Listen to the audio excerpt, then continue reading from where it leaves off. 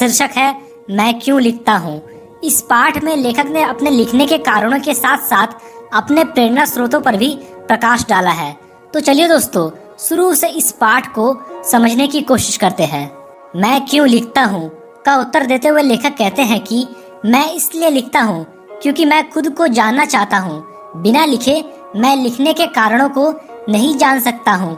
दरअसल यहाँ पर लेखक की भीतरी मजबूरी ही है जो उन्हें लिखने के लिए प्रेरित करती है। लेकिन कई बार तो कुछ बाहरी दबाव भी किसी रचनाकार को लिखने के लिए प्रेरित करते हैं। जैसे कुछ लेखक होते हैं जो सिर्फ एडिटर के रिक्वेस्ट करने पर लिखते हैं, तो कुछ लेखक ऐसे होते हैं जो सिर्फ पब्लिशर्स की डिमांड के अनुसार लिखते हैं, और कुछ लेखक ऐसे होते हैं जो अपनी आर्थिक आवश्यकता को पूरा करने के लिए लिखते हैं। लेकिन यहाँ लेखक को उनकी भीतरी मजबूरी ही उन्हें लिखने की ओर प्रेरित करती है।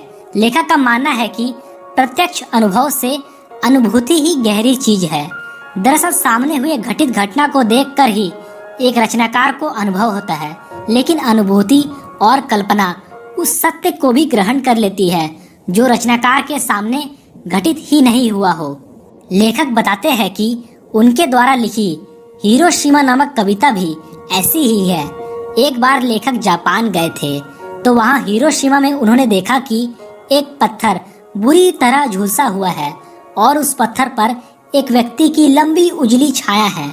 लेखक विज्ञान के विद्यार्थी रहे थे और विज्ञान का विद्यार्थी होने के कारण ही उन्हें रेडियोधर्मी प्रभाव यानी रेडियो एक्टिव इफेक्ट की काफी जानकारी थी।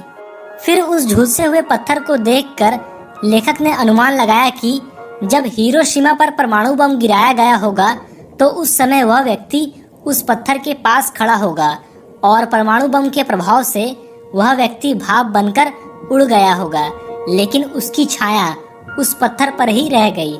लेखक को उस समय ऐसा लग रहा था मानो वे उस दुखद घटना के समय वह मौजूद रहे हो। हिरोशिमा पर गिराए गए परमाणु बम की भयानकता की कल्पना करके लेखक बहुत दुखी भी हुए। इस त्रासदी से उनके अंदर जो व्याकुलता पैदा हुई उसी का परिणाम है उनके द्वारा हिरोशिमा पर लिखी कविता। लेखक कहते हैं कि यह कविता हिरोशिमा जैसी भी हो वह उनकी अनुभूति से ही उत्पन्न हुई थी। तो दोस्तों, इस वीडियो